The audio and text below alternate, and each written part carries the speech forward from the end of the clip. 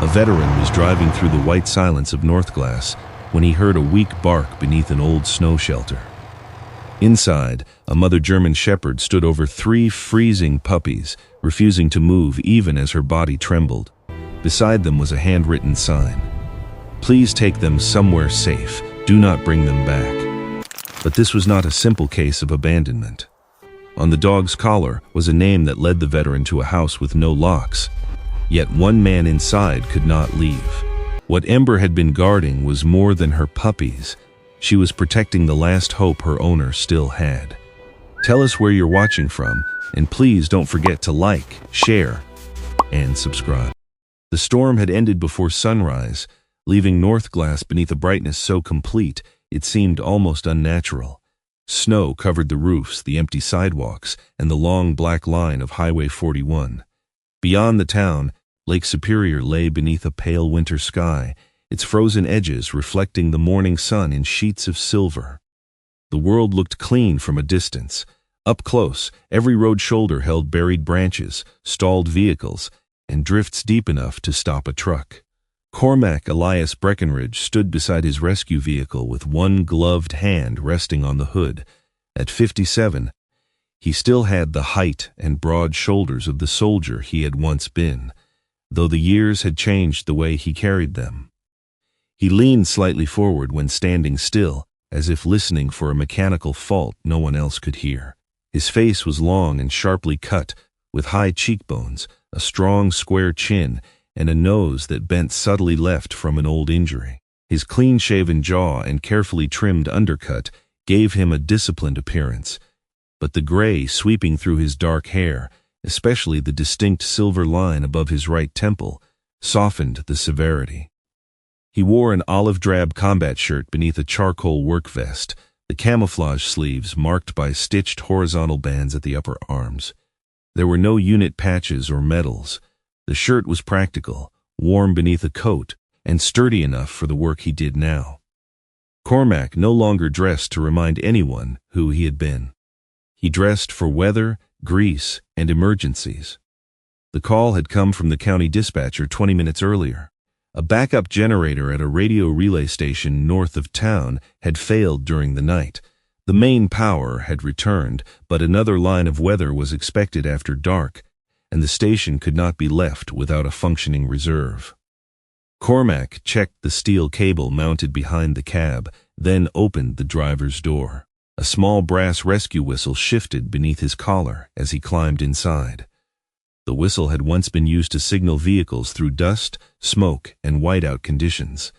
These days, it rarely left his neck. He could not remember the last time he had blown it, but he still reached for it when roads disappeared beneath snow. The engine started with a low, steady growl. Northglass slipped behind him in a series of bright roofs and chimney smoke. The road narrowed as it climbed away from the lake, passing stands of cedar and black spruce, bent under the storm's weight. Sunlight broke between the trees in hard white flashes. Cormac drove slowly. He had learned long ago that clear skies after a storm could be more dangerous than the storm itself. Beauty encouraged carelessness. Fresh snow concealed ice, broken branches, and the edge of the road. 10 miles outside town, he passed an abandoned maintenance shelter built for county plow crews decades earlier. It stood 20 yards off the highway beneath a cluster of pines, a simple 3-sided structure with a slanted wooden roof and a faded reflective marker nailed to one post. Cormac had already driven beyond it when he heard the sound, a bark, not loud, not repeated.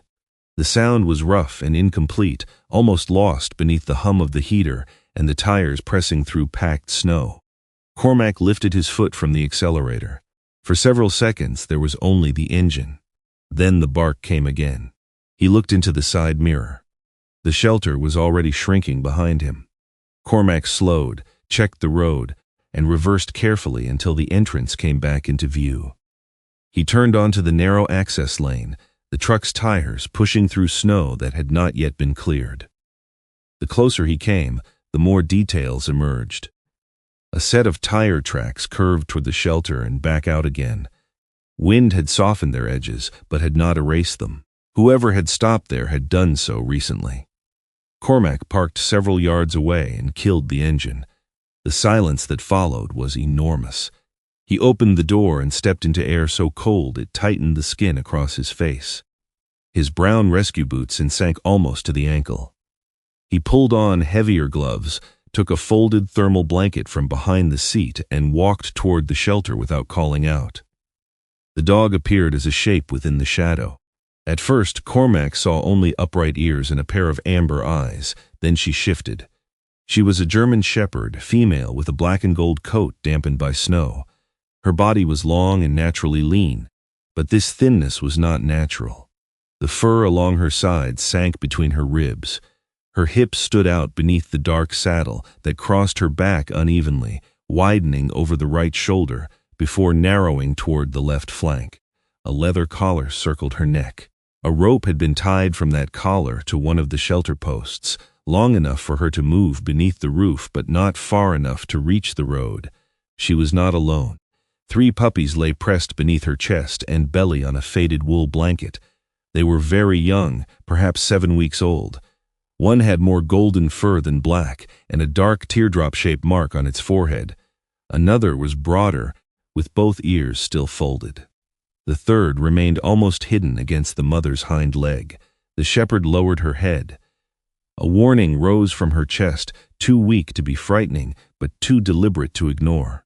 Cormac stopped immediately. "All right," he said. His voice remained low, not affectionate and not commanding. "I see them." The shepherd did not relax. She shifted her body farther over the puppies, using herself as a wall. Her right ear angled slightly outward, while the left remained rigidly upright. Beneath her chin, a small crescent of silver fur caught the reflected light. Cormac looked around without moving closer. A metal bowl sat near the wall. A thin layer of water remained inside, cold but not frozen solid. Beside it lay a torn bag containing only a handful of dry food. Another blanket had been pushed against the rear boards to block the wind. This had not been careless abandonment. Someone had chosen the shelter because it stood close to a plow route. Someone had brought bedding, food, and water. Someone had known enough to leave the rope long, but not so long that the dog could run into traffic. Cormac followed the rope with his eyes. Tied to it was a small board, cut from unfinished pine. A message had been written across it in black marker. The letters were hurried and uneven, as though the writer had been working with cold hands. "Please take them somewhere safe. Do not bring them back." Cormac read the words twice. The second sentence changed the meaning of the first. He looked toward the road, but there was no vehicle in sight. The tracks disappeared beneath drifting snow.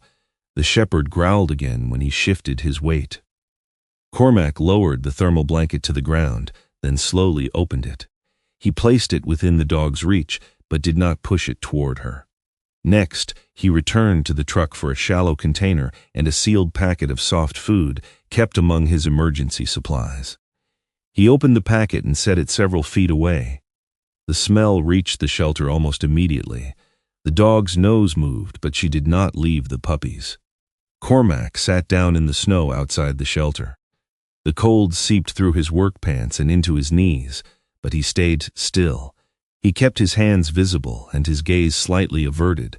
Direct staring could feel like a challenge. So could reaching too quickly. So could kindness offered without patience. He knew something about that. Years earlier, after leaving the army, an old friend had stopped answering calls. Cormac had told himself the man wanted privacy. He had respected the silence until respect became neglect. By the time the truth emerged, someone else controlled the friend's money, mail, and choices.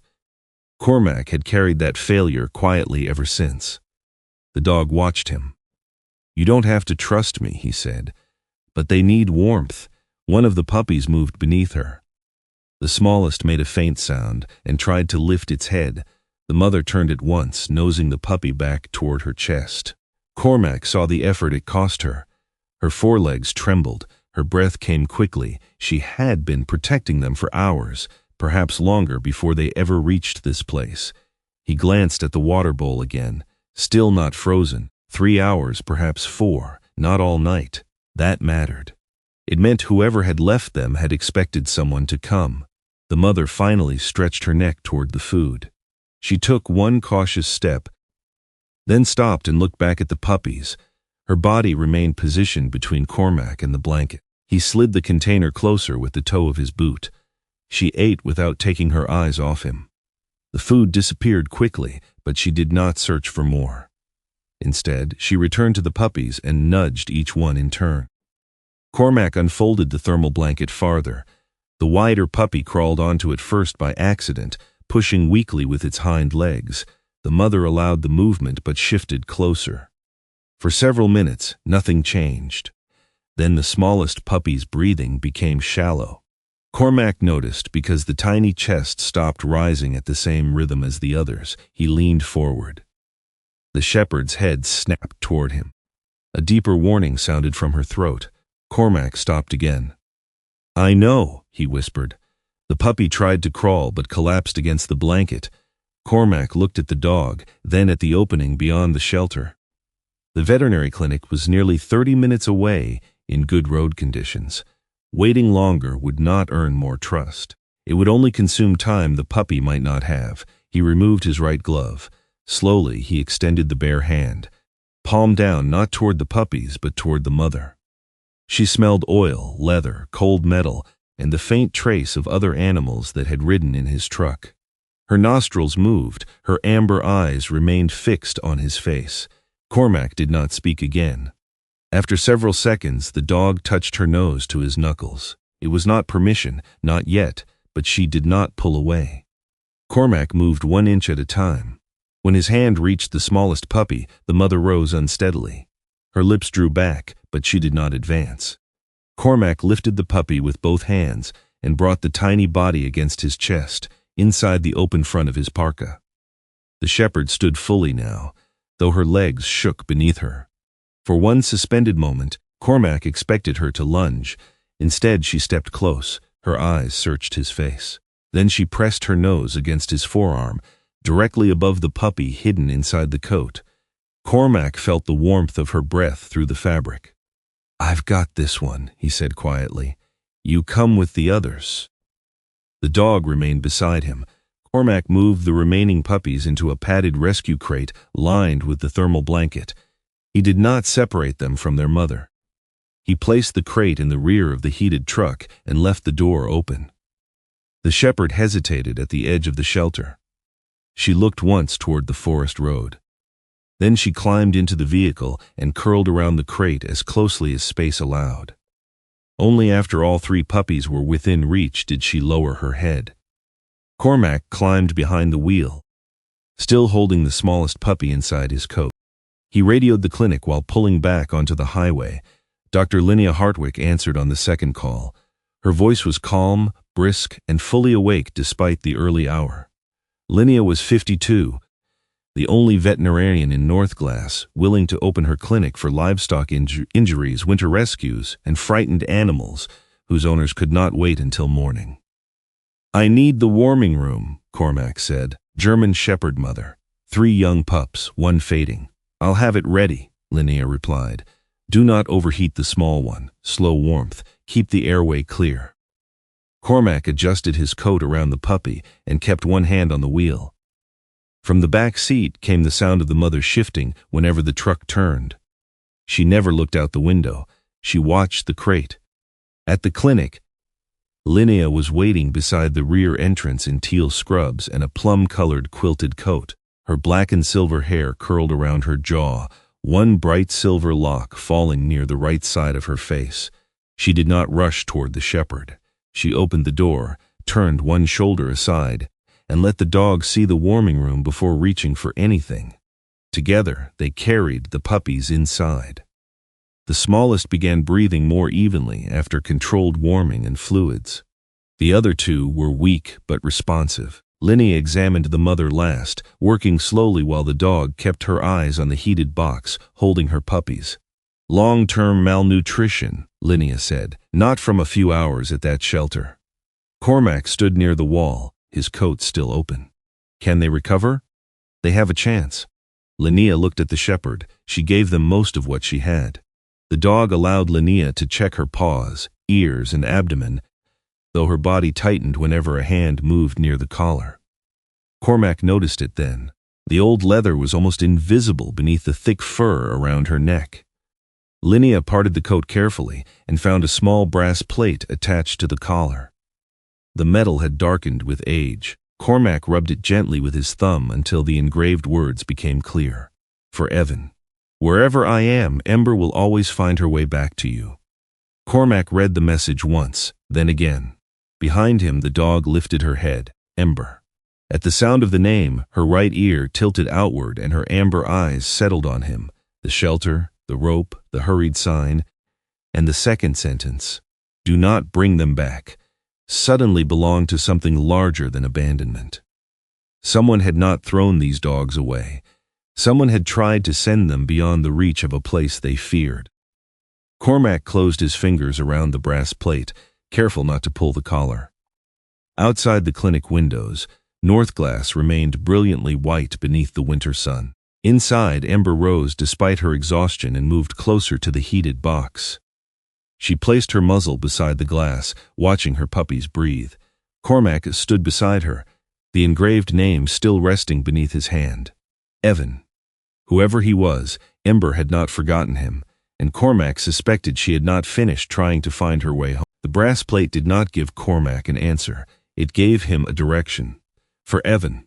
Wherever I am, Ember will always find her way back to you.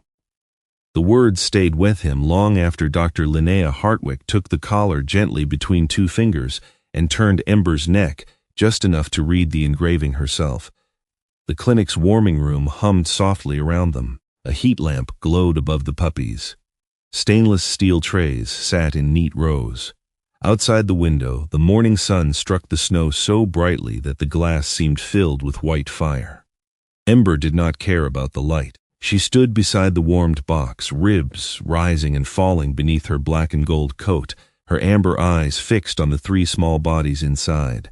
She had accepted food, but only after Linnea placed a shallow dish close enough that Ember could eat without turning away from her pups. Even then, she nosed one piece toward the box first. Linnea noticed. So she's that kind of mother, she murmured. Cormac did not ask what she meant. He knew. The kind that would go hungry if anything smaller was still breathing beside her. Linnea moved with the calm of someone who had learned not to waste motion around frightened animals. She wore teal scrubs beneath her plum-colored quilted coat, and a silver streak in her dark curled hair caught the light whenever she turned. There was warmth in her face, but no softness in her judgment. She could comfort an animal with one hand and document a neglect case with the other. Before we chase the name, she said, we check the chip. Cormac stepped back as she passed the scanner over Ember's shoulder. Ember stiffened at the sound of the device.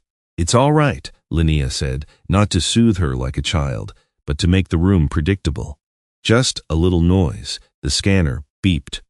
Linnea read the number, entered it into the clinic computer, then waited while the database loaded.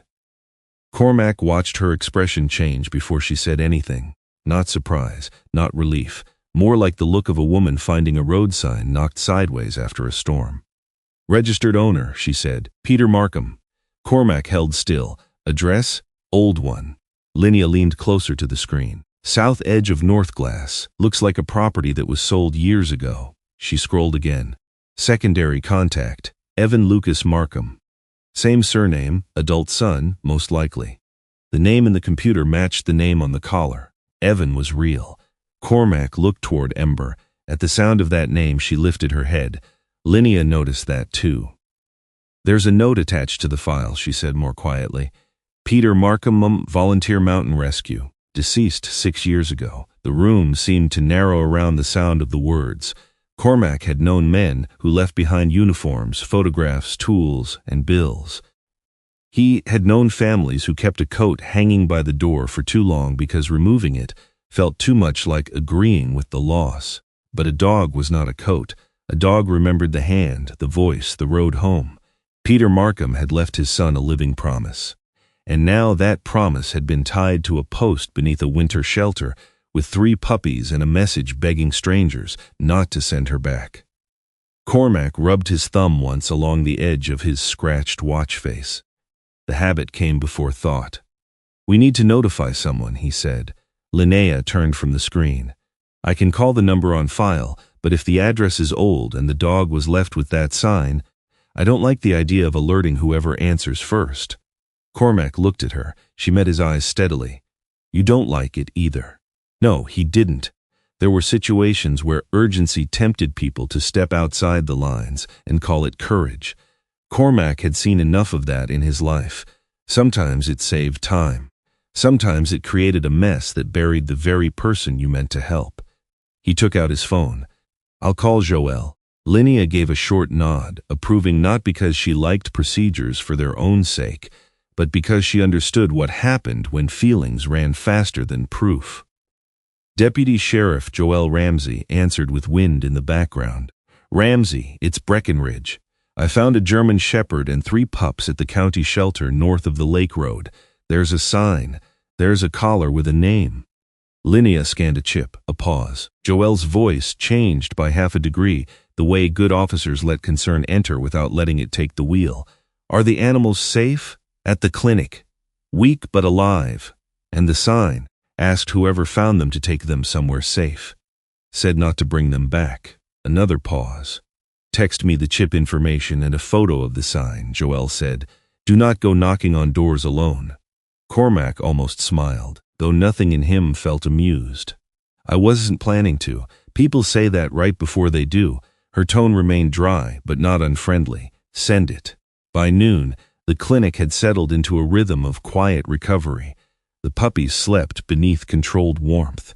Linnea checked them at intervals, marking notes in a file that would matter later if the situation became more than a lost animal report. Ember allowed examination in pieces: a paw, an ear, a slow hand along the spine. Whenever Linnea moved too close to the puppies, Ember shifted between them, not aggressively, but with absolute commitment. Cormac stayed longer than he meant to. He told himself he was waiting for Joelle. That was partly true. The other part was Ember. She had begun to pace whenever a truck passed outside. Her nails clicked on the clinic floor. She would move to the door, lift her head, listen, then return to the heated box only when the sound faded. She drank little, ate less. If Linnea placed food near her, Ember nosed it, looked at the puppies, and then stared toward the parking lot as if someone out there was late. Cormac had seen that look in people, at stations, outside hospitals, in rooms where a phone refused to ring. "She's not just worried about the pups," he said. Linnea capped a syringe and placed it aside. "No, she's waiting for a person." The statement carried no drama, which made it heavier. Joelle arrived early in the afternoon. She entered through the clinic's rear door, bringing a line of cold air with her. She was in her mid-40s with a steady, compact presence that made rooms organize themselves around her. Her charcoal sheriff's jacket was dusted with snow at the shoulders. Beneath her knit cap, a braid of dark red-brown hair fell over one shoulder, marked near the left temple by a natural streak of silver. She carried a small red waterproof notebook in one hand instead of holding her phone out like a badge. She looked first at Ember, then at the puppies, then at Cormac. "Tell me once from the beginning." He did, not with embellishment, not with conclusions: the call about the generator, the bark, the shelter, the tracks, the bowl not yet frozen, the food, the blanket, the sign, the rope. Joelle wrote only occasionally. When he finished, she looked at Linnea. "Medical opinion? Long-term underfeeding, recent cold exposure. The rope itself didn't cause the condition, but she has irritation at the collar line and signs of prolonged stress. Pups are underweight, but not beyond recovery. Any proof they were at that shelter longer than a few hours?" "No." Quite the opposite. Joelle looked down at the note she had copied from the sign. "So someone tried to get them found." Cormac said nothing. Joelle closed the notebook. "Public records show Peter Markham died 6 years ago. His son Evan is 31. Evan's mother remarried and moved north of town. She passed away 4 months ago. Current resident listed at the newer property is Curtis Langdon, surviving spouse." Linnea's mouth tightened slightly. Cormac caught it. "You know him?" "I know of him," she said. "That's different." Joelle did not comment on that distinction. No missing person report for Evan. No report of a lost dog. No animal complaint at that address in the last year. That does not mean nothing is wrong. It means we don't assume we know what's wrong. Cormac understood the warning was meant for him. He accepted it. What can we do? He asked. Ask questions. Observe. Confirm welfare if we have grounds. That's it for now. Joel turned toward Ember. Can she travel? Linnea glanced at the dog. Physically, yes, for a short trip. Emotionally, she may tell you more than the database. I don't put dogs on the witness stand, Joel said. No, Linnea replied, but sometimes they remember roads better than people remember facts. An hour later, Ember was clipped to a soft lead and lifted carefully into Cormac's rescue truck. The puppies remained at the clinic under Linnea's care. Ember resisted at first, planting her paws wide and turning back toward the warming room. Cormac did not drag her. He waited until Linnea opened the inner door just enough for Ember to see the puppies sleeping. They're staying warm, Linnea told her. You go find what you need to find. Ember stared for several seconds. Then she climbed into the truck. Joel followed in her county SUV, keeping the distance formal. Cormac appreciated that. This was not a rescue party. Not yet. It was a careful visit built on a name, a chip, and a dog who could not settle. The old Markham address sat near the south edge of Northglass, where the last houses faced a strip of birch woods. The home had fresh paint, a different mailbox, and a snowman in the yard.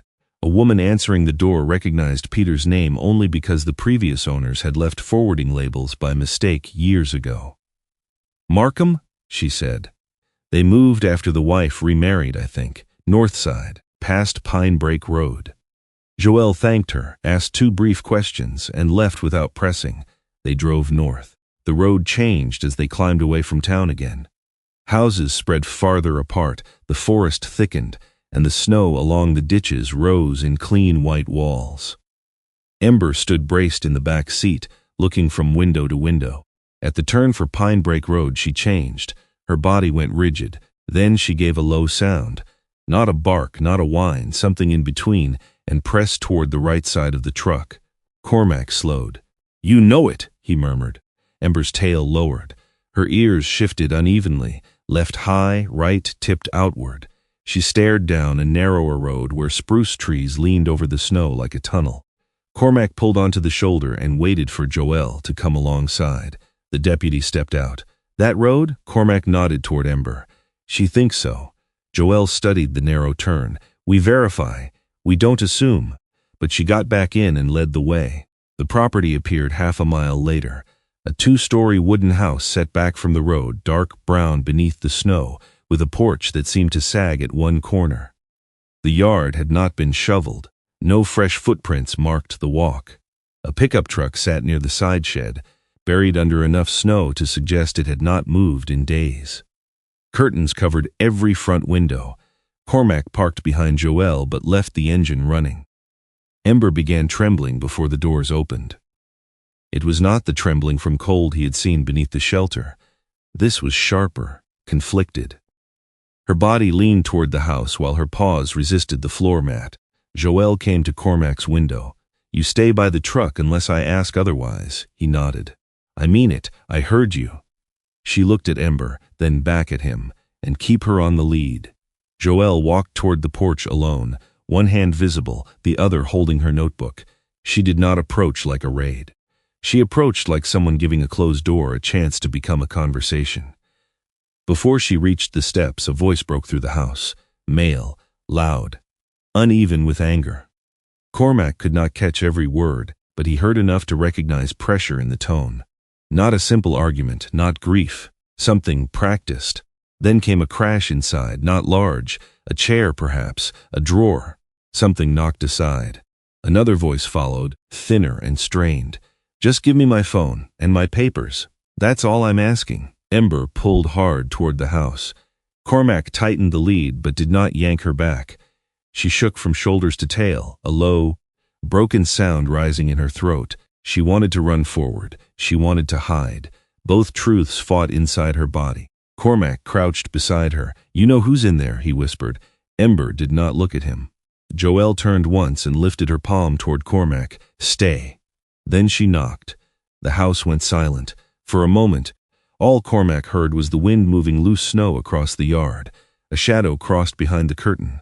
The door opened only a few inches. Cormac saw part of a man's face first, pale, narrow, unshaven, with tired brown eyes that looked too large above hollow cheeks. He could not have been much over 30, yet exhaustion had pressed age into him in uneven strokes. His dark chestnut hair fell near his ears in neglected waves. He looked at Joelle without recognition. Then his gaze slipped past her, across the yard, to the rescue truck, to the German shepherd trembling at Cormac's side. The man's expression changed, so suddenly it seemed the whole house behind him disappeared. His lips parted. He did not ask who Cormac was. He did not ask why a deputy stood on his porch. His eyes filled with a disbelief so fragile that Cormac felt he should look away. The man whispered one sentence, barely strong enough to reach the yard. "Ember is still alive." For several seconds, no one moved. The front door of the wooden house stayed open only a hand's width, letting out a narrow ribbon of stale warmth. Evan Lucas Markham stood behind it, as if the door itself were holding him upright. His eyes remained fixed on Ember, not blinking, not trusting the sight enough to breathe properly. Ember stood beside Cormac's truck with the lead loose between her and Cormac's hand. She had been trembling a moment earlier. Now she had gone still. The yard was so bright with snow that every detail seemed sharpened. The sagging porch rail, the unshoveled steps, the pickup buried near the shed, the curtains pulled tight over windows that should have welcomed morning. Nothing about the house looked locked from the outside, yet everything about it felt closed. Deputy Sheriff Joelle Ramsey kept her voice calm. "Mr. Markham?" Evan swallowed. His face was narrow, pale from too many weeks indoors, with brown eyes set deep above hollow cheeks. His chestnut hair had grown past his ears in uneven waves, and a faint, neglected beard shadowed his jaw. He wore an old flannel shirt over a worn thermal top, both hanging loosely from a frame that still carried the memory of stronger days. He looked at Joelle only after she said his name again. "Are you Evan Lucas Markham?" His lips moved once before sound came. "Yes." From somewhere behind him, a heavier voice snapped, "Don't answer questions at the door." The door opened wider. Curtis Wade Langdon stepped into view with the practiced irritation of a man who believed every interruption could be treated as an insult.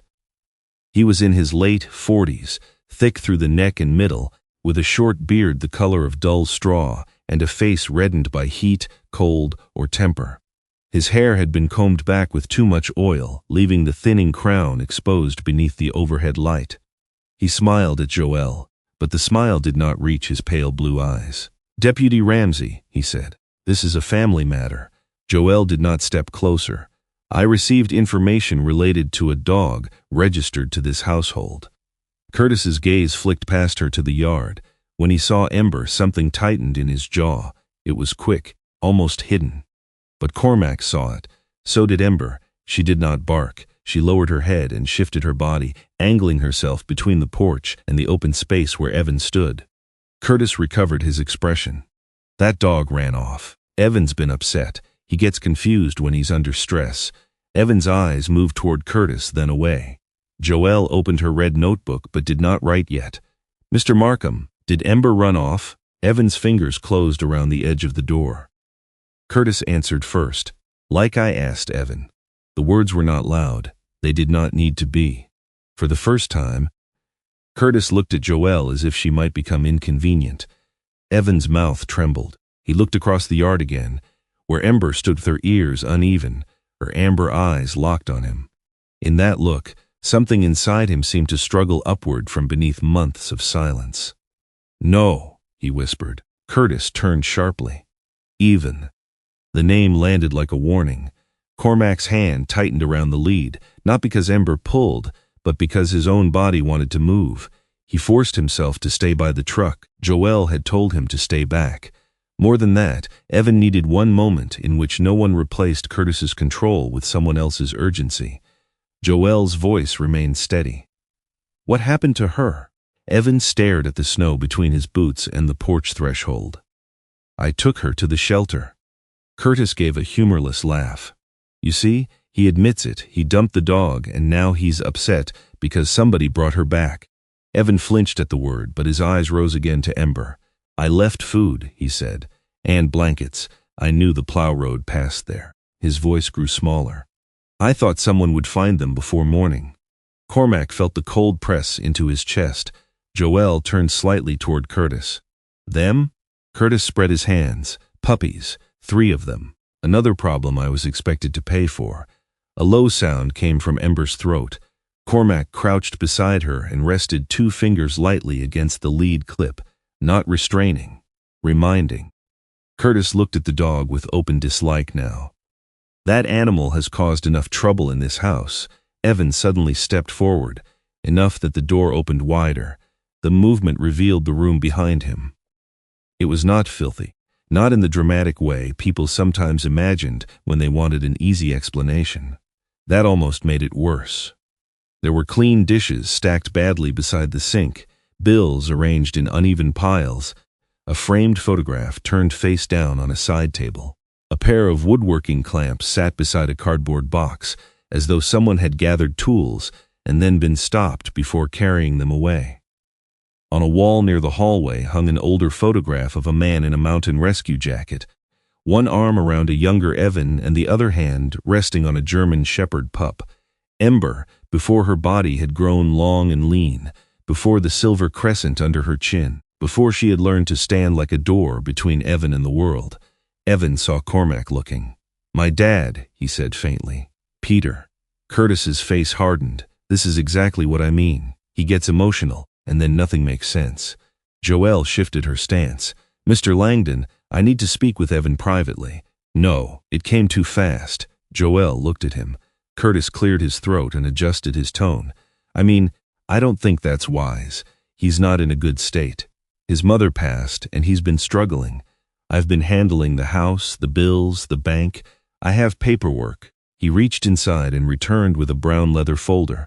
From it, he pulled a copy of a document and held it out as though presenting a shield. Power of attorney, he said. Even signed it himself.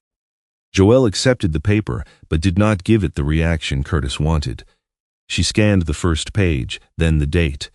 This appears to concern financial matters. It concerns everything that needs concerning. That is not how it works. Curtis's smile thinned. Joelle folded the copy and kept it in her hand. Mr. Markham, do you have your phone? Evan's gaze dropped. No. Driver's license? No answer. Bank card? Curtis stepped forward. Those are kept safe. He loses things. Evan's hands were shaking now, but his voice came out clearer. I didn't lose them. The porch seemed to hold its breath. Joelle lowered her notebook. Evan, I'm going to ask you one question. You can answer in your own words. Do you want to stay here right now? Curtis turned toward him before Evan could speak. If you walk out that door, don't think you are walking back in. This is my house to manage until you can act like an adult. Your mother trusted me. You leave with these people, and you lose everything in there. Evan looked back into the house. Cormac followed his gaze. The tools, the photograph, a parka hanging by the stairs, old and faded, likely Peter's, a small wooden box on a shelf. The quiet remains of a life Evan had not been able to defend all at once. Cormac knew that kind of trap. Not a locked door. A room full of things you were told you would lose if you stepped outside. Ember took 3 careful steps forward. Cormac let the lead slide through his glove. She stopped at the bottom of the porch stairs. Her body remained low, not submissive, but braced. She did not rush to Evan. Her amber eyes went first to Curtis, measuring him with a memory no document could erase. Then Evan whispered, Ember. Only then did she climb the first step. Curtis moved as if to block her. Joelle's voice cut cleanly through the motion. Do not. Curtis stopped. Ember reached Evan and pressed her head against his chest with such force that he folded around her. He sank to his knees on the threshold, one arm wrapping around her neck, his face buried in the dark fur behind her ears. No one spoke, not Joelle, not Cormac. Even Curtis held still, perhaps because the reunion made his version of events look thin in the daylight. Evan's shoulders shook, but he did not make much sound. Ember stood planted, allowing the embrace while her body remained angled toward Curtis. She had not forgotten where danger lived. Love had not made her careless. After a while, Evan lifted his face. "You told me she ran off," he said to Curtis. "You said she probably froze." Curtis's expression flattened. "You were the one who took her. You hid the truck keys. You were unstable. You said if I kept her and the puppies here, you'd handle it yourself." Joelle wrote that down. Curtis noticed and stopped speaking. Evan's voice was still fragile, but each sentence seemed to give him a little more weight inside his own body. "I thought if I left them at the shelter, someone from the road crew would find them. I wanted to go back. I couldn't." His hand moved to Ember's collar. His fingers found the brass plate, and his face changed again. "My dad put this on her," he whispered. "The day he gave her to me." Cormac looked away. The moment belonged to Evan and Ember, not to him. Joelle waited until Evan could breathe without gripping the dog so tightly. "Evan," she said, "you are an adult. If you want to leave this house, you can. If you want help retrieving personal documents or belongings later, we can address that through proper steps, but I need to hear it from you." Evan looked back once more. The house behind him seemed larger than before, not because it had power, but because grief had filled every room. His mother's absence, his father's tools, months of being told that dependence was the same as failure. Curtis saw the hesitation and moved in quickly. "You leave now, you prove every word I've said. You can't manage a bank account, you can't keep a job, you couldn't even keep your dog safe." Evan closed his eyes. Ember leaned harder against him. Cormac wanted to say something then, anything. That Curtis was wrong, that a man could be worn down without being weak, that survival sometimes looked like the one imperfect choice that kept something alive. But he stayed silent. Evan had to hear his own voice. When Evan opened his eyes, he was looking at Joelle. "I want to leave." The words were quiet, but they stood. Joelle nodded once. "All right." Curtis swore under his breath and stepped back into the house. "He can leave with what he's wearing." Joelle's tone cooled. "You will not interfere. I am documenting that Mr. Markham has stated his personal phone, identification, banking cards, and vehicle keys are being withheld. We will be following up. You have no proof I withheld anything. I have his statement and your responses in front of witnesses." Curtis's eyes flicked to Cormac. Cormac held his gaze but did nothing else. That seemed to anger Curtis more than a threat would have. Joelle allowed Evan to take his coat from the hook and one small wooden box from the shelf. Curtis objected to the box until Evan opened it, revealing a folded photograph, a carpenter's pencil, and an old wooden folding ruler with brass joints. "My father's," Evan said. Joelle looked at Curtis. "He's taking it." Outside, the cold hit Evan hard. He did not have gloves. Cormac removed his own spare pair from the truck and offered them without stepping too close. Evan hesitated before accepting. "They're just gloves," Cormac said. "Not a contract." For the first time, Evan almost smiled. Ember climbed into the truck only after Evan did. She pressed herself across his knees, as if afraid the distance between the porch and the road might still steal him back. Joelle stood beside the open door. "I'm not arresting him today," she said quietly to Evan. "I know that may feel wrong, but this has to be built correctly." Evan nodded. He looked too tired to understand all of it, but not too tired to appreciate the truth. Cormac drove first to the veterinary clinic. When Ember saw the puppies again, the last tightness in her body loosened for a few seconds. She nosed each one through the warmed crate. Evan stood behind her with one hand over his mouth, staring at the 3 small lives he had not believed he would ever see again. Linnea said the puppies were stable enough to leave under strict instructions, provided they had warmth, feeding, and monitoring through the night. Cormac listened to every word. Then he looked at Evan. "There's a room behind my shop, small bed, working heater, door locks from the inside. You don't owe me anything by sleeping there." Evan glanced at Joelle, as if checking whether accepting help might become another kind of trap. Joelle answered the question he had not asked. "You can leave whenever you choose. You can also ask for a different safe place tomorrow." Cormac added, "And if you hate it, I won't take it personally." That time, Evan's almost smile became real for half a second. then vanished beneath exhaustion. Night came early over Northglass. Behind Cormac's repair shop, the small room smelled faintly of cedar, machine oil, and clean wool blankets. A space heater hummed near the wall. The puppies slept in a lined crate beside it, their small breaths rising and falling in uneven rhythm. Evan lay on the narrow bed fully dressed, one hand still holding the wooden ruler from his father's box. He did not sleep. Ember lay across the doorway, body stretched from frame to frame, ears lifting at every creak of the roof and every whisper of snow sliding from the eaves. Cormac stood outside in the workshop, visible through the half-open interior door, but careful not to intrude. The overhead lights were dimmed. His tools hung in orderly rows along the wall. Everything in the shop had a place, a purpose, a way to be repaired, but the room beyond held things no wrench could fix. A man had left a house, a dog had returned to him, 3 puppies were alive. And still, as Cormac watched Ember guard the door and Evan stare into the dark, he understood the truth. None of them were ready to say aloud. They had escaped the building. They had not yet escaped what it had taught them to fear. By the 3rd morning behind Cormac's repair shop, Evan had stopped asking whether the door was really allowed to stay unlocked.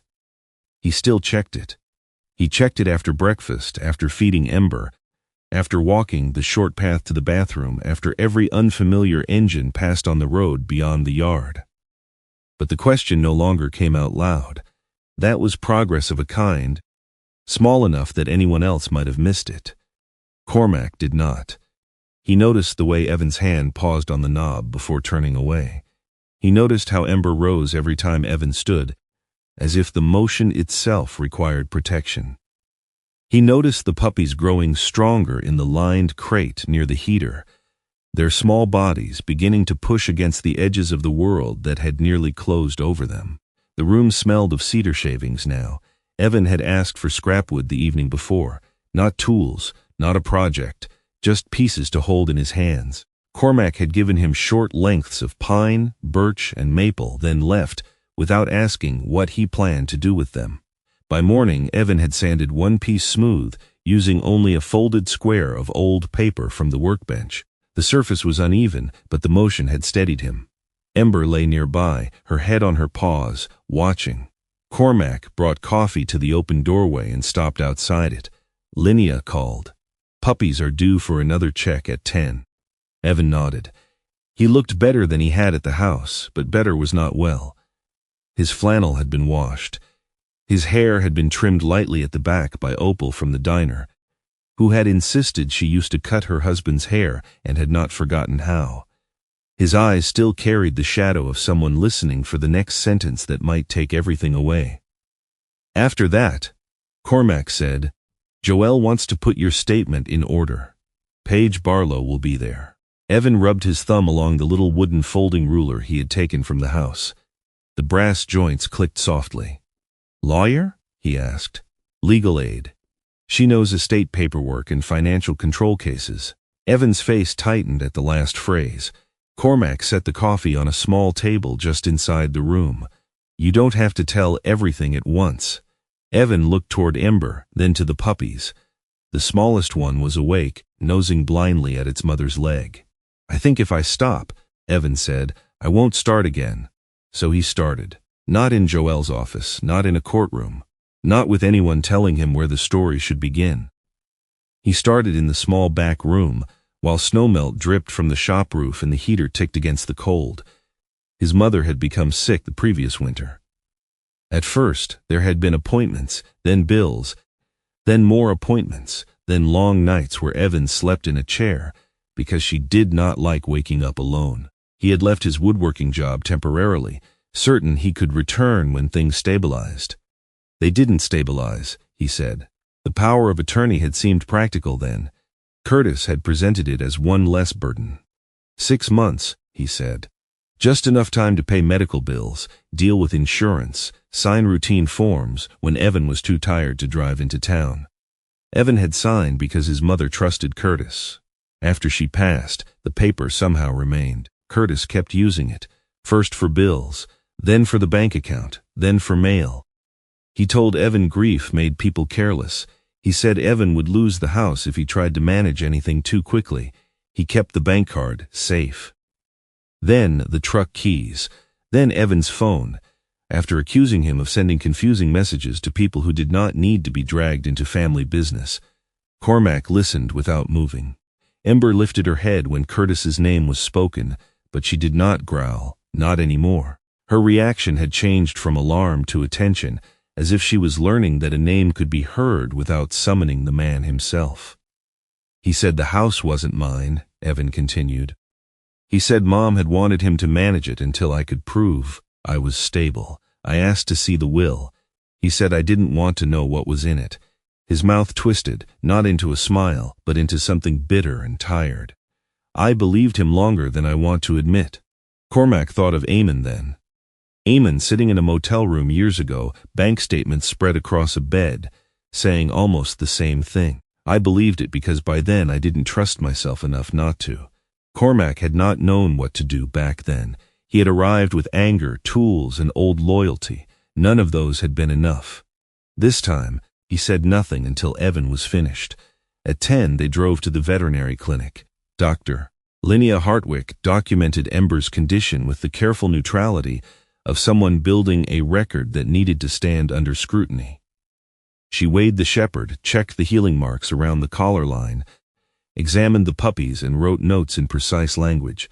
Facts, she told Evan when he seemed ashamed by the measurements, not judgment. Facts help when people try to turn a story into fog. Evan nodded but did not look up. Ember stood close enough that his knee touched her shoulder. After the clinic, they met Paige, Ello, and Barlow in a small conference room at the county building. Paige was younger than Cormac expected, maybe late 30s, with a sharp bob of dark hair tucked behind one ear and a calm, exact way of arranging papers into separate stacks. Her coat was camel-colored, her boots dark oxblood, and her gray-green eyes missed very little. She did not begin by asking what Curtis had done. She began by sliding a blank legal pad toward Evan. "I'm here for you," she said. "Not for Mr. Breckenridge, not for the sheriff's office, not for your mother's memory. You. If you don't want me involved, I leave." Evan looked at Cormac. Paige noticed but did not correct him harshly. She simply waited until Evan looked back at her. "I want help," he said. "Good. Then the next question is what you want help with first." That question seemed to trouble him more than any accusation could have. He had spent months being told what was wrong with him. Being asked what he wanted felt like being handed a tool whose use he had forgotten. "My papers," he said at last. "And my mother's will." Paige nodded and made a note. "Then we start there." The copy of the power of attorney was reviewed first. Paige read the dates, the scope, the signatures, and the expiration clause. She tapped the bottom of the second page with her pen. This authority was limited. It did not give Mr. Langdon control over your personal movements. It did not give him ownership of the house. And based on the date, it appears to have expired months ago. Evan stared at the page. He said it meant everything. People say many things when they benefit from being believed. Her voice was not soft, but it was kind in a way Evan could use. No pity, no outrage on his behalf. Just a clear line drawn where fog had been. Then came the probate notice. Paige had already requested basic information through public records. Evan's mother had named him as primary heir to the house and the workshop behind it. Notices had been mailed. Follow-up documents had been sent. Several had been marked received. Evan had never seen them. Joelle, sitting at the far end of the room with her red notebook closed, spoke only when needed. "With Evan's consent, we can document missing mail and withheld identification as part of the report. Financial records require proper steps." "I consent," Evan said quickly. Paige held up a hand. "Slow down. Consent is yours to give, but you should know what it means before you give it." For the first time that day, Evan took a breath before answering. Cormac saw it. That breath mattered.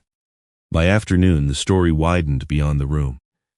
Lester Amos Quinby, the county plow driver, was the first to bring something in. He was a tall, narrow man in an orange reflective coat worn shiny at the seams, with a white mustache that seemed permanently frosted at the ends. He stood in Joelle's office holding his metal thermos like a shield. I don't like getting into private mess, he said. Joelle waited. Lester sighed. But my dash camera runs on the north route. I passed that shelter around dawn yesterday. There's footage from earlier. A vehicle leaving. Might be nothing. Might not. It may help establish a timeline, Joelle said. That's what I figured. He handed over the memory card, then looked at Cormac. Dog all right? She's getting there. Lester nodded once, as if that was the only answer he had come for. Next came Opal June Fenwick from the highway diner, smelling faintly of coffee and baked bread. She had a round, lively face, short silver blonde curls tucked beneath a patterned scarf, and eyes that filled too quickly when she saw Evan. Oh, honey, she said, then stopped herself. No, that's not helpful. Evan looked startled. Opal twisted a napkin in her hands. You came in 3 times last month, bought dog food from the little shelf by the register. Paid in quarters mostly, I thought. She swallowed. I thought you were embarrassed, and I didn't want to make it worse. Evan's eyes lowered. I should have asked, she said. Paige spoke gently. What you observed may still be useful. Opal nodded. Then I'll write it down. All of it. A postal clerk confirmed that Curtis had routinely collected envelopes addressed to Evan, claiming family authorization. The bank did not hand over anything immediately, and Paige made sure no one expected it to. Forms had to be signed. Requests had to be made. The record had to be built in a way Curtis could not dismiss later as gossip or interference. That was the slow work. Cormac hated the slow work. By the 5th day, he was running on too little sleep. He fixed a loose hinge on Evan's door before breakfast, built a raised feeding stand for Ember before lunch, installed extra weather stripping before dinner, and drove Evan to 3 appointments without letting anyone else take a turn. When Linnea offered to keep the puppies overnight so he could rest, Cormac said he had it handled. When Joelle told him the sheriff's office could arrange transport, he said he was already going that direction. When Paige asked Evan whether he wanted Cormac in the room for a call, Cormac answered before Evan could. Of course I'll stay. Paige looked at him then. So did Evan. Cormac realized his mistake half a second too late. I mean, he said, if you want. Evan folded and unfolded the wooden ruler once. I can do the call. The words were quiet, but they landed harder on Cormac than Curtis's shouting ever had. That evening, Amon Jude Stokes arrived without warning, as old friends sometimes do when they have been informed by other old friends that someone is becoming unbearable. He stepped into the shop, wearing a coyote brown field jacket over a maroon hoodie, a gray knit cap pulled low over close-cropped hair. He was 58, broad through the chest, with a trimmed salt and pepper goatee and the careful walk of a man whose knee disliked winter but refused to be dramatic about it. Breckenridge, he said, looking around the shop. Still organizing tools like they owe you money. Cormac stared at him. Who called you?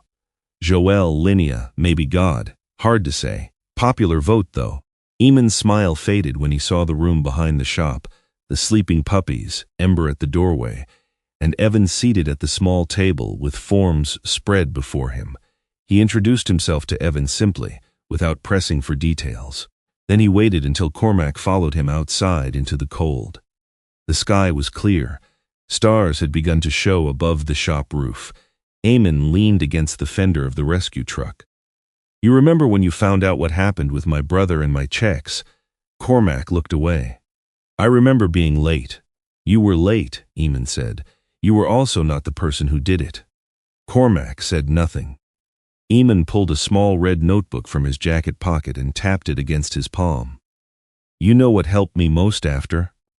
Not you yelling at people, not you trying to fix every bill in one night. It was the first time someone asked me which account I wanted my money deposited into. My choice, my signature, my mess to learn from. Inside the shop, Evan's silhouette moved past the window. Ember followed him, close but calmer than before. You're building him a safer cage, Eamon said. Cormac turned sharply. Eamon did not flinch. A kind one. Warm room. Good food. Rides to appointments. You answering before anyone can scare him. I know you mean well. That's why I drove through frozen misery to annoy you in person. The words found their mark because they were not cruel. Cormac looked down at his hands. The knuckles were cracked from cold and work. He had spent days making sure nothing could reach Evan. He had not spent enough time making sure Evan could reach outward on his own. I don't know how to stand by, Cormac admitted. Eamon's voice softened. Then learn. Standing by isn't doing nothing. It's leaving room. Later, Cormac returned to the back room and found Evan seated beside Ember. The puppies were asleep. The legal forms rested on the table, unsigned. Cormac stayed at the doorway. I answered for you today, he said. I shouldn't have. Evan looked up, uncertain. Cormac forced himself not to explain too much, not to make his apology another burden Evan had to comfort. It won't happen again. For a long moment, Evan said nothing. Then he picked up the pen Paige had left and turned one page toward himself. I want to make the next call tomorrow, he said, to the bank. Paige can be there. You can drive me, but I want to talk. Cormac nodded. That was all. Ember shifted in her sleep, no longer blocking the entire doorway. Her body still lay close to the entrance, but one open space remained beside her. Not wide, not easy, but open. Cormac turned off the main shop light and left Evan with the lamp, the papers, and the choice of when to begin. Curtis Langdon did not come back loudly at first. That was what made him dangerous. He returned to Northglass in fragments. A conversation at the hardware counter, a low-voiced complaint near the post office boxes, a carefully tired expression offered to anyone willing to listen. He did not say Evan had been rescued. He said Evan had been influenced.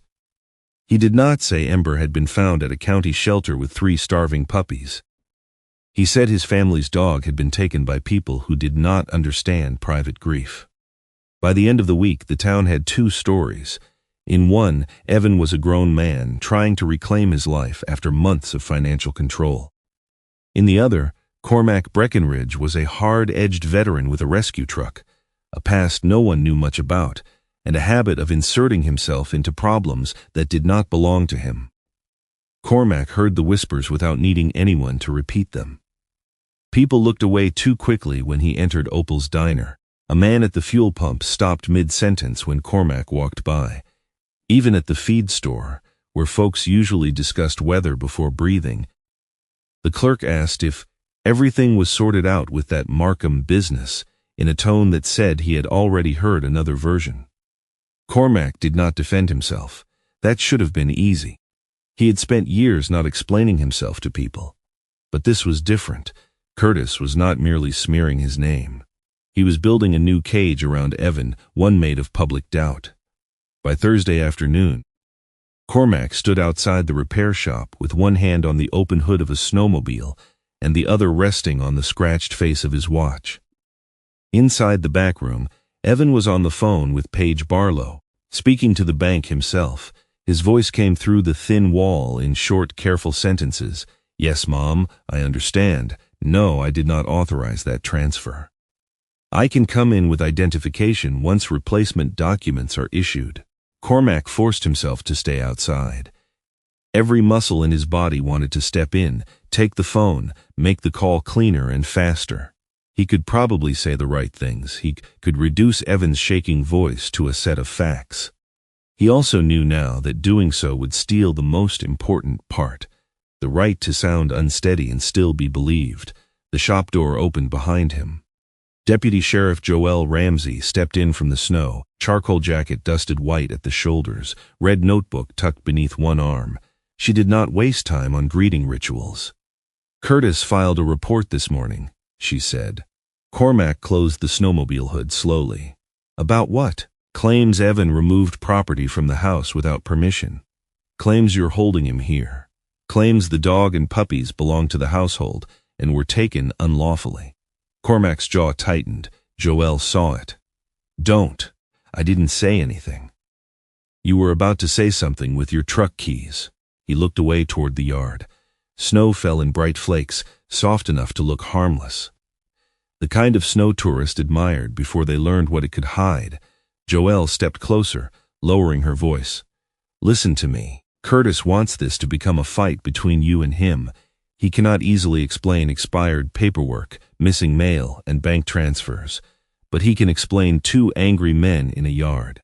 He can point to you and say Evan is caught between unstable forces. Cormac said nothing. Do not give him that, she said. From the back room came Evan's voice again, quieter this time but still present. Yes, I want the account frozen until Paige reviews it. Joelle tilted her head toward the sound. That is what matters, not your temper. Cormac exhaled. I know. Knowing isn't the same as doing. A corner of her mouth moved, not quite a smile. Before Cormac could answer, a second vehicle pulled into the yard. Paige Barlow stepped out of a compact blue sedan with winter salt along the doors. Her camel coat was buttoned tight, and her ox-blood leather briefcase looked almost too polished for the snowy gravel. She moved quickly but without hurry, as if every step had already been measured. I filed for a temporary protection order, she said, coming into the shop.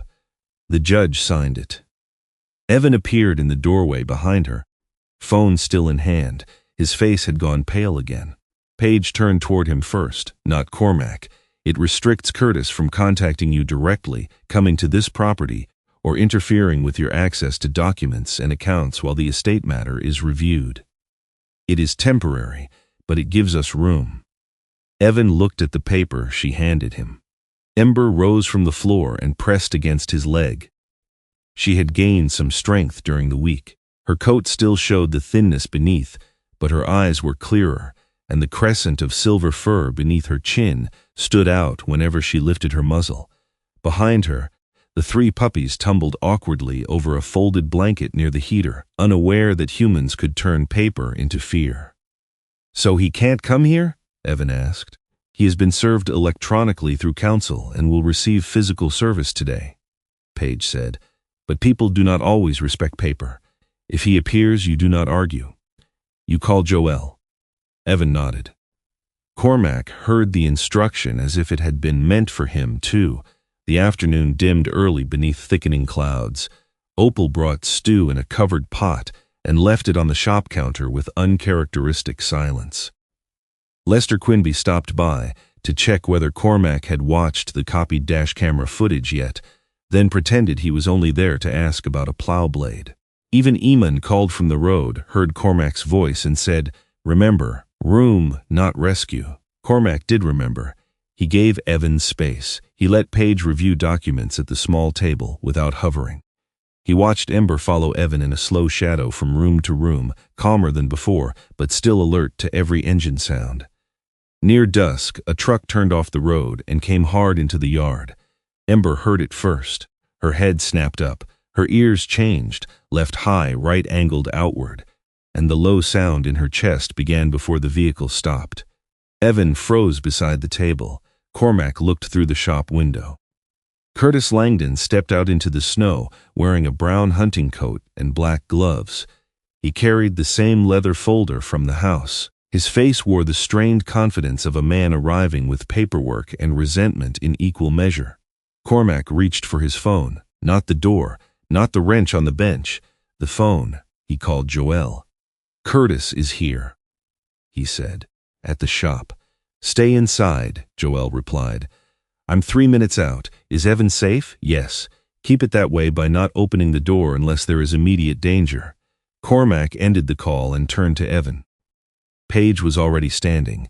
She had moved between Evan and the front of the shop, not as a shield, but as a clear witness. Curtis knocked once, then opened the outer shop door without waiting.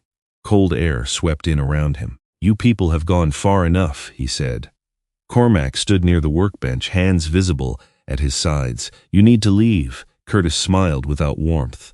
Of course that's what you'd say. You've got my stepson, my documents, my family dog, and now apparently my house is next. Evan flinched at the word my. Ember stepped in front of him. She did not lunge. She did not bark. Her body moved into the familiar diagonal line, shoulders low, head forward, tail still. The growl that came from her was deep but contained, a warning held under discipline. Curtis's eyes dropped to her. There's the animal that started all this. Evan's hand went to Ember's back. Paige spoke before Cormac could.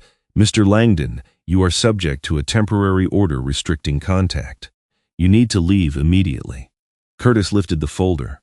I'm here to resolve this. I brought a statement Evan can sign. He confirms he left voluntarily, returns the property he removed, and agrees that I continue managing the estate until he's competent to handle it. Competent is not a word you get to assign, Paige said. Curtis ignored her and looked at Evan. His voice changed. It became lower, almost familiar, the kind of tone that had lived in the walls of that old house for too long. Evan, look at yourself. You think these people care? The lawyer gets her case. The deputy gets her report. Breckenridge gets to feel like he saved somebody, and when they're done, you'll still be you. No job, no truck, no idea how to keep a house running. Sign the paper before this gets worse. Evan's face drained of color. Cormac took one step forward. Joelle's warning echoed in his head. Do not give him that. He stopped, not far enough to abandon Evan, not close enough to become the story. Evan, Cormac said quietly. You don't have to answer fast, Curtis laughed. There it is. Coaching. No, Paige said, that is support. There's a difference. Outside, another vehicle pulled into the yard, then another. Joelle's SUV stopped behind Curtis's truck. Lester's plow truck rolled in at the road edge, orange lights idle but flashing softly through the snow. Opal's old station wagon arrived last, too far away to intrude, close enough to witness. Curtis looked through the window and saw the gathering faces. For a moment, irritation broke through his performance. This is private, he snapped. Joelle entered the shop, removing one glove as she came in. Her expression was not dramatic. That made it worse for Curtis. She looked like paperwork, procedure, and consequence. Mr. Langdon, she said, you were ordered not to contact Evan Markham or come to this property. I'm here to recover stolen property. You can make that claim through counsel.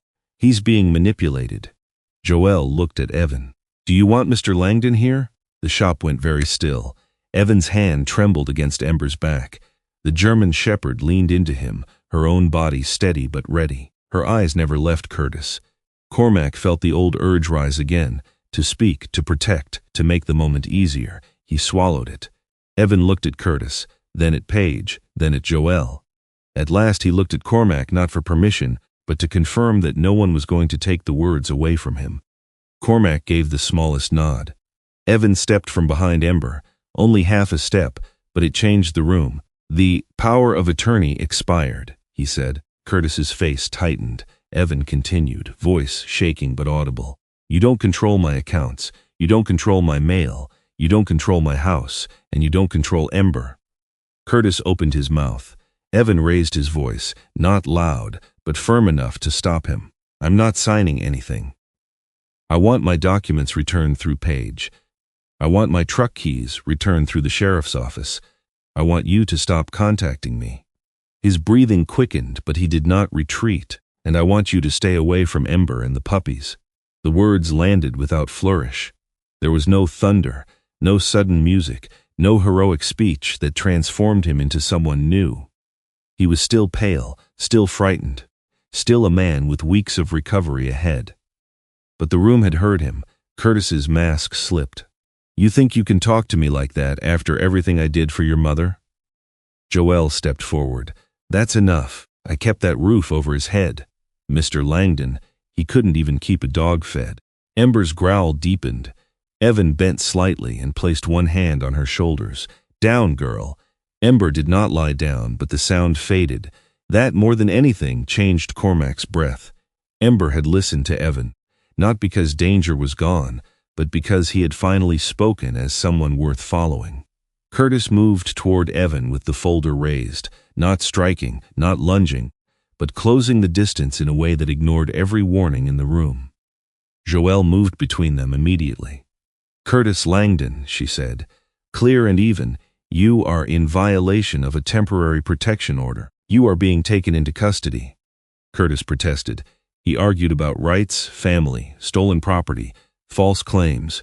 Joelle did not argue back.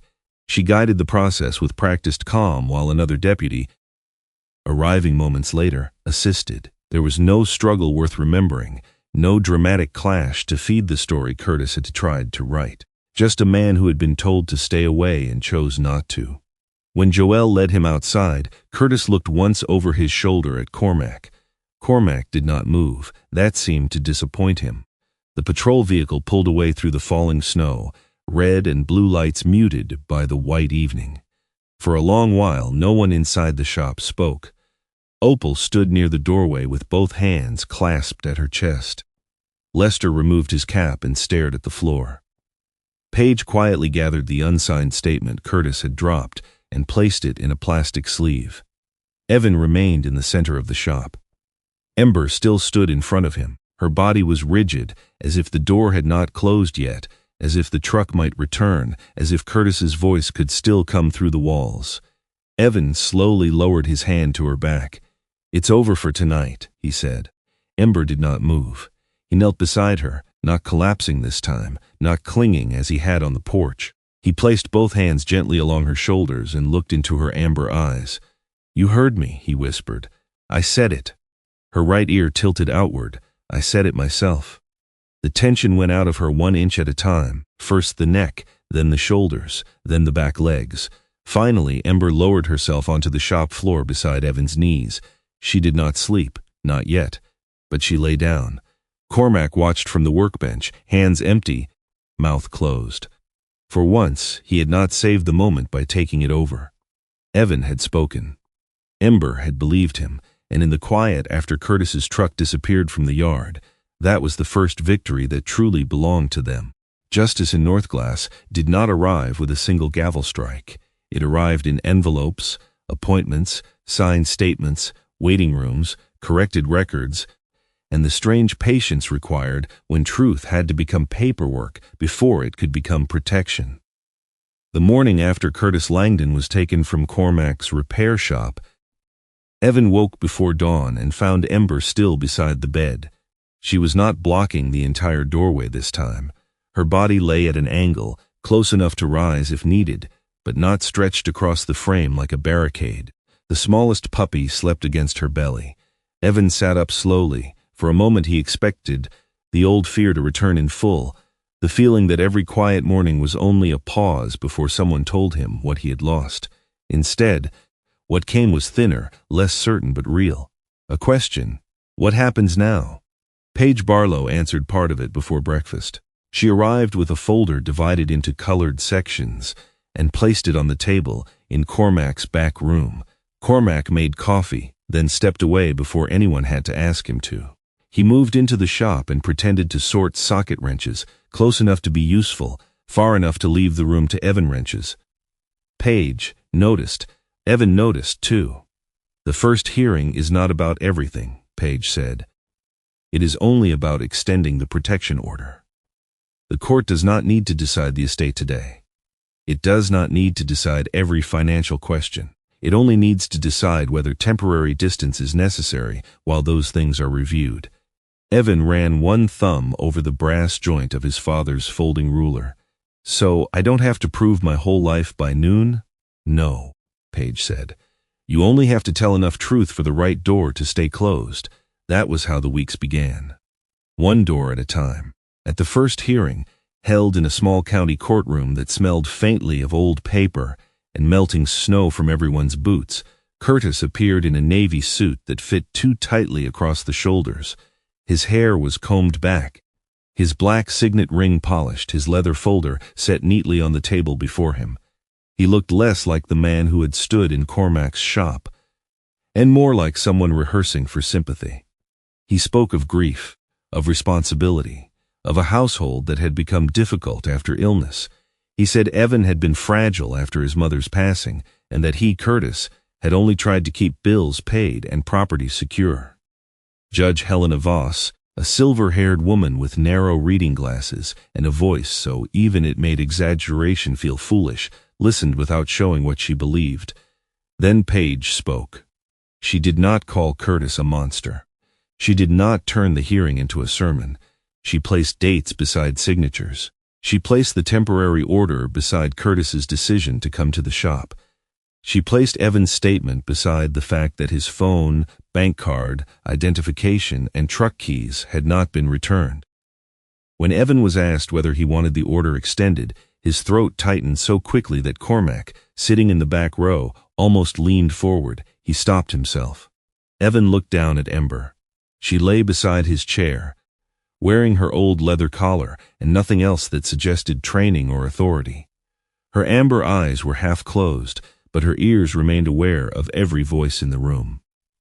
"I want the order extended," Evan said. The judge granted it. That was the first door. The second opened in probate court.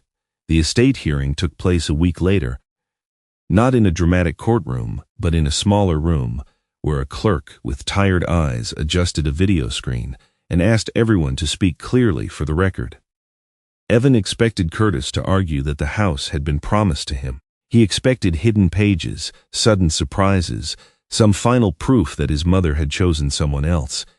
Instead, the documents were plain. His mother's will named Evan as primary heir to the house and the workshop behind it. Curtis had certain rights to personal belongings that were clearly listed, but not the home, not the woodworking space, and not the tools that had belonged to Peter Markham. The notices had been mailed months earlier. Several were shown as received. Evan had never seen them. Paige did not let anger fill the room. She let the record do its work. The probate judge confirmed that Curtis had no authority to sell the house, pressure Evan to transfer it, or act as if the property were his to manage. Any dispute would have to move through proper channels, and the immediate estate notices would be reissued directly to Evan and his attorney. Evan sat very still as the words were spoken. The house was not magically healed by the ruling. His mother did not return. The rooms did not lose the echoes of what had been said inside them.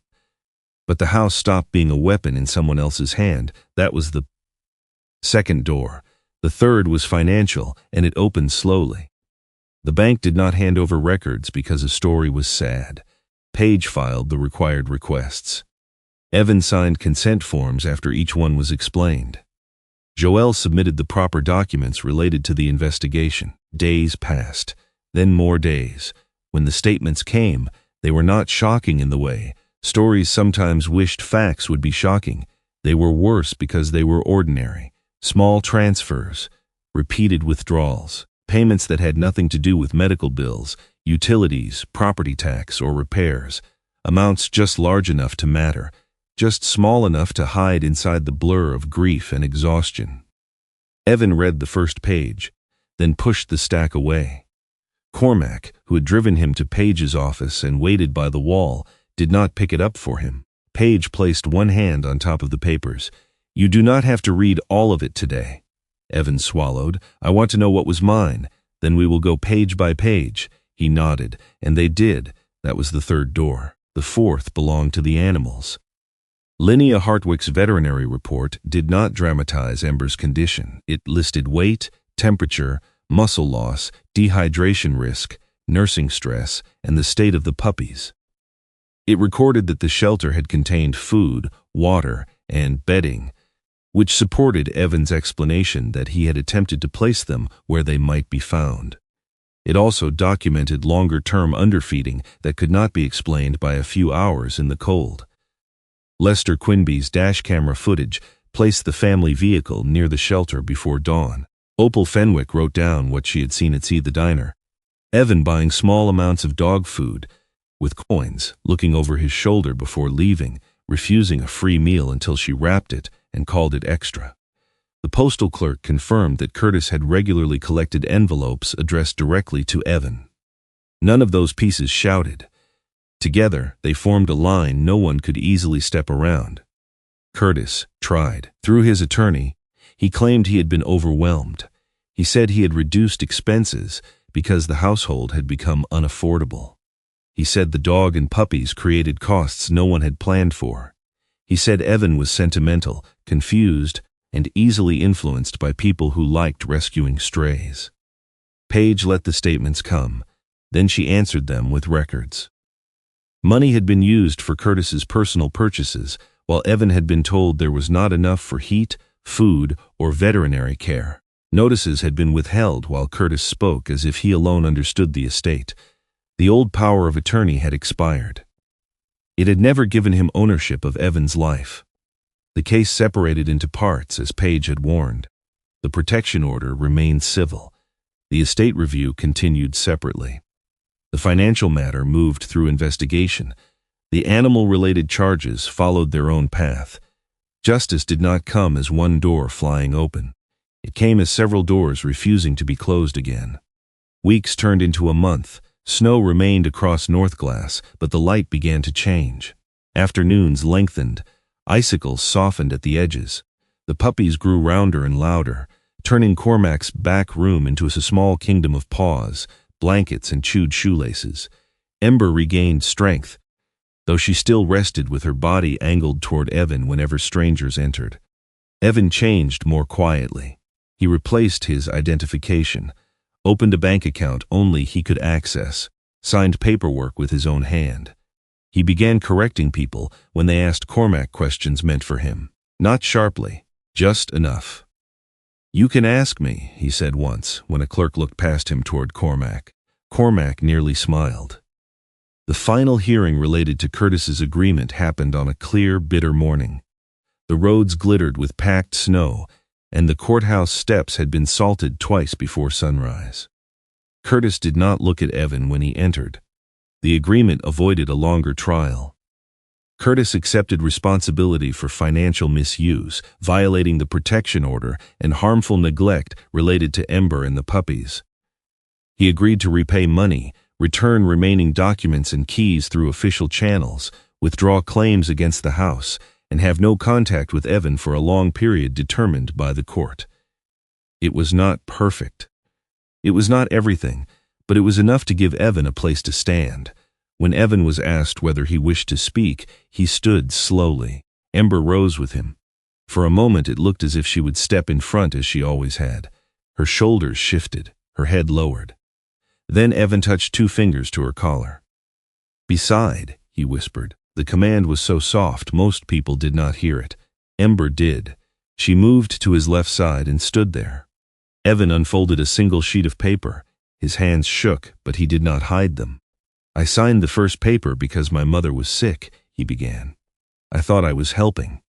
After she passed, I let myself believe things that were not true because I was tired and scared and ashamed that I had lost my work." He paused. Cormac sat in the back row beside Eamon, who had come without making a show of it. Joelle stood near the side wall, hands folded in front of her. Linnea, Opal, and Lester sat together, not as an audience hungry for punishment, but as witnesses to the part of the truth they had each carried. Evan continued. "I did take Ember to the shelter. I wish I had found a better way. I left food and blankets because I wanted someone to find her and the puppies before the cold got worse. I did not do it because I stopped loving her." His voice grew unsteady, but it did not break. "I did it because I thought staying with me would get them hurt." Ember leaned against his leg. Evan looked down at her once, then back at the judge. "I am not asking the court to pretend I made every choice perfectly. I am asking to keep the right to make my own choices now." That was all. No one clapped. No one cheered. The room held the words with the seriousness they deserved. The judge accepted the agreement. There was no perfectly timed bark from Ember. No sound that turned the moment into legend. She simply lowered herself beside Evan's shoes, eyes closing for the first time that morning, ears still angled forward. Cormac watched her and felt something in his chest loosen. Not because everything was over. It was not. Recovery would still be paperwork, empty rooms, returned keys, bank appointments, bad mornings, and the long work of believing one's own judgment again. But Curtis no longer held the story alone. When the hearing ended, Evan gathered his paper and stood. This time Ember did not rush ahead to block the aisle. She did not place herself between him and every moving body in the room. She walked beside him, past Paige with her oxblood briefcase, past Joelle, who gave Evan one quiet nod, past Linnea, who wiped her glasses as if the lenses were the problem, past Opal, whose hands were pressed tightly together, past Lester, who stared down at his cap and muttered that courtrooms were too warm. Cormac remained seated until Evan reached the door. Then Evan turned back. "You coming?" he asked. Cormac looked at him, surprised by the ordinary shape of the question. "Not help me, not tell me what to do. Just you coming?" Cormac stood. Outside, the courthouse steps shone under the winter sun. Ember paused at the top, lifted her nose into the clean air, and then descended at Evan's side. For the first time since Cormac had found her beneath the snow shelter, she was not pulling toward danger or away from it. She was simply walking with the person she had never stopped trying to reach. Evan did not return to the house right away. People in Northglass expected him to. Some meant well when they said it. The court had confirmed what was his. Curtis was gone from the property. The keys had been returned through Joelle's office in a plain envelope with an inventory sheet attached. The truck title, the estate notices, and the old workshop records were no longer hidden in someone else's folder. Legally, the house had opened. That did not mean Evan was ready to walk inside and call it home. For the first few months, he stayed in the small room behind Cormac's repair shop. The arrangement changed quietly, because Evan insisted it had to. At first, Cormac waved off rent with the kind of impatience he used for loose bolts and bad weather. Evan let him do it twice. On the third week, Evan placed an envelope on the workbench. Cormac looked at it. "What's this? Rent. You don't need to. I do." The two words stopped Cormac more effectively than a long explanation. Evan stood with Ember beside him, and the smallest puppy nosing at his boot. His hair had been trimmed into a natural taper, but the waves still fell forward when he looked down. He wore a blue chambray shirt under a tobacco-brown work vest, and there was a carpenter's pencil tucked behind his left ear. He looked nervous. He also looked certain. Cormac picked up the envelope and did not count it in front of him. "All right," he said. That was one of the first new rules between them. Help could be accepted. Debt would not be assumed. During those months, Evan began taking small woodworking jobs. Nothing grand. A broken cabinet door for Opal's diner, a cedar shelf for Lina's clinic, a replacement step for Lester's porch, because Lester claimed he had been meaning to fix it since the Carter administration and then stood nearby for an hour, pretending not to admire the work. Evan did not work fast at first. He measured twice, then again, then sometimes stood still with his thumb against the brass hinge of his father's folding ruler. Cormac would see the hesitation and feel his own body lean toward the bench. He would want to take the saw, show the angle, make the cut. Then Eamon's voice would return to him, room, not rescue. So Cormac learned a new skill at 57, standing close enough to be asked, and far enough not to answer before the question came. Some mornings, Evan asked, "How would you brace this? Is this joint going to split?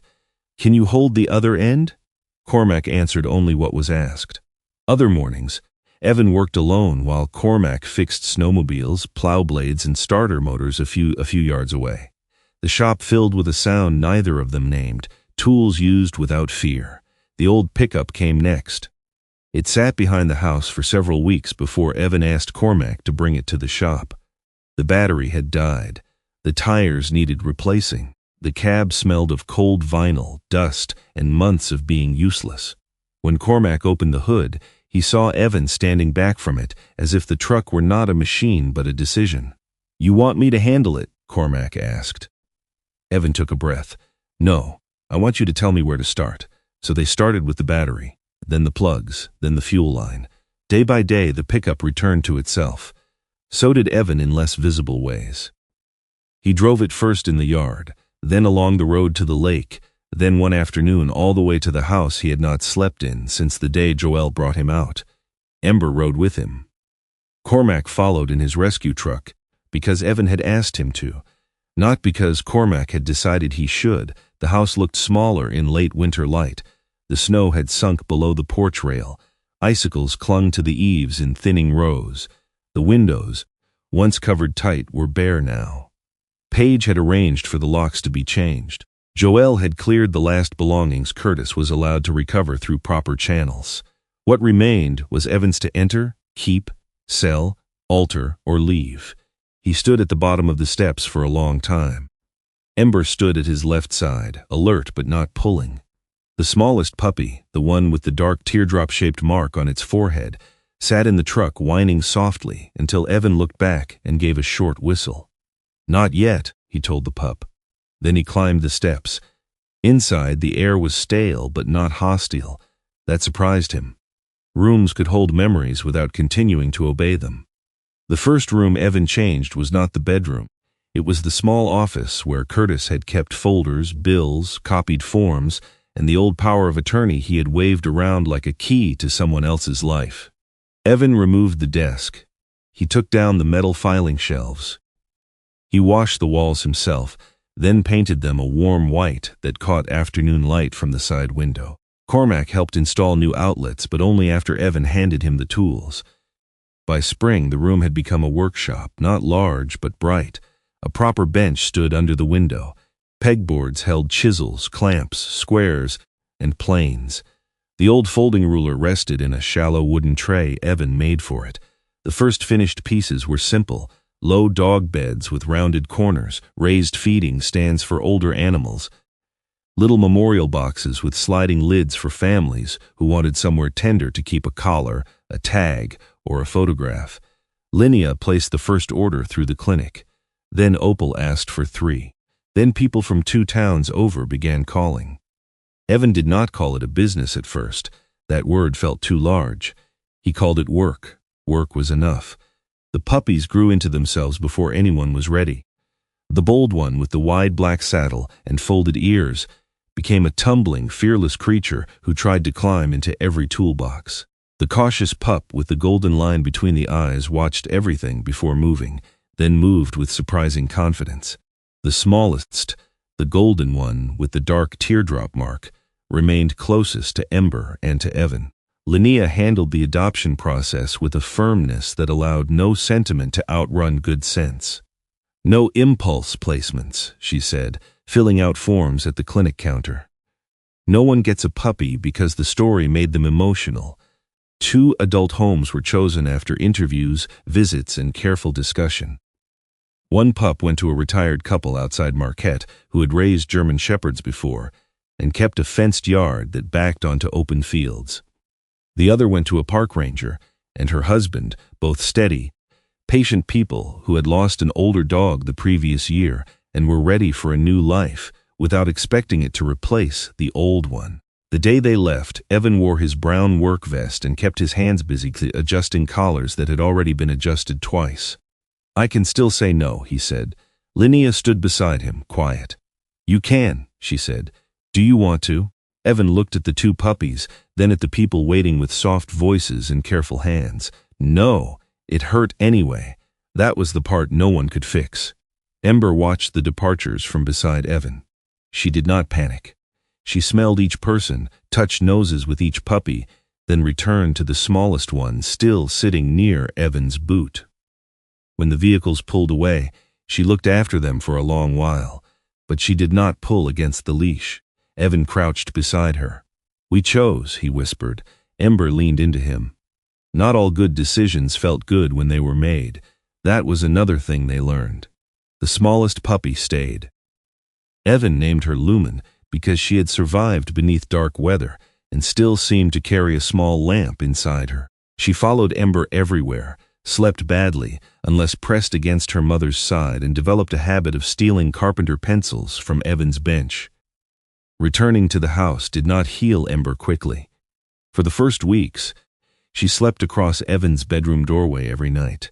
If a truck passed on the road, her head lifted. If wind moved the porch swing, she stood. If Evan walked into the hall after dark, she followed so closely that her shoulder brushed his knee. Evan did not scold her for it. He understood better than anyone that the body could keep guarding long after the threat was gone. Instead, he made the house predictable. Morning walks, meals in the same corner, workshop hours with the radio low, evening coffee on the porch when the weather allowed.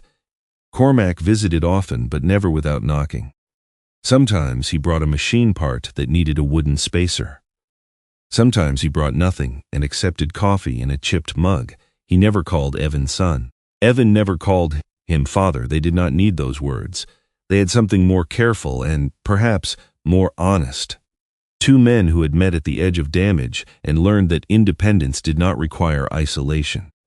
One night in late spring, Evan woke to silence, not the tight silence that had once lived in the house, but the wide kind that comes after a long day's work and a clean floor and windows open to cold air.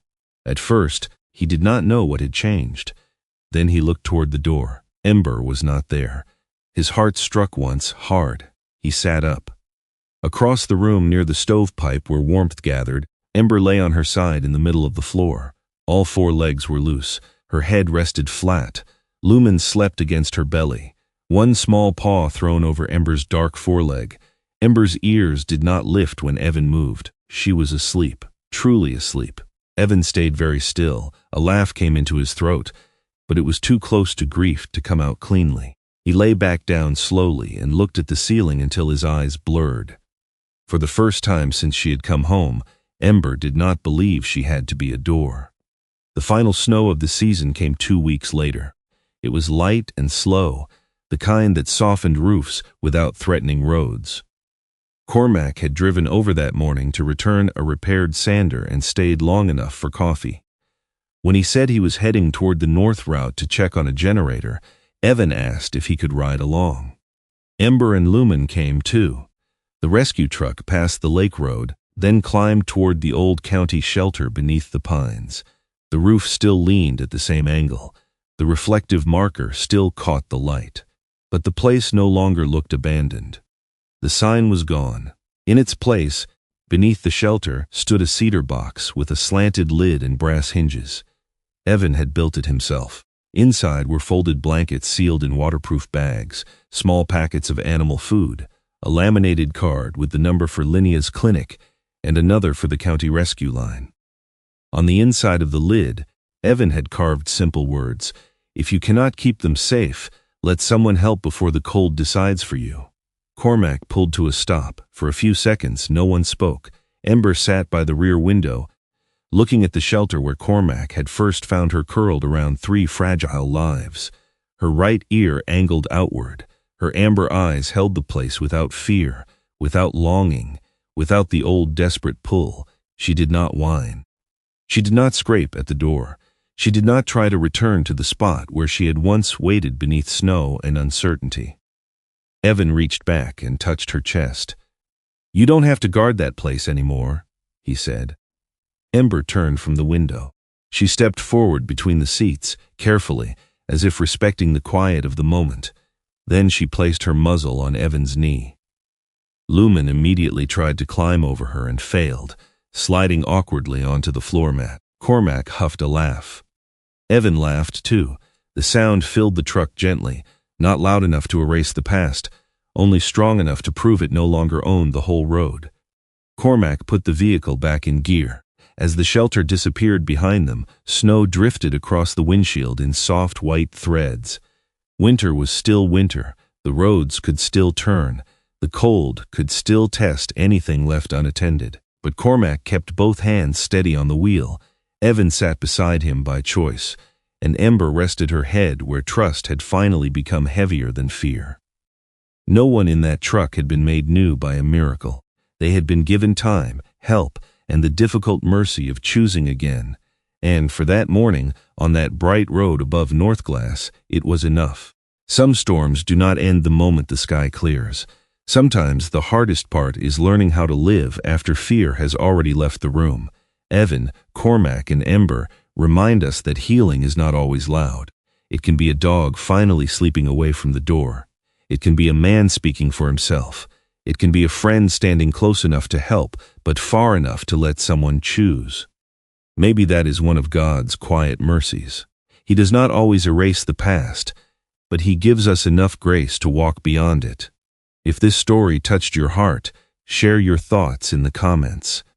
Tell us where you are watching from, and please subscribe for more stories of loyalty, hope, and second chances. May peace find your home, and may no one you love have to face the winter alone.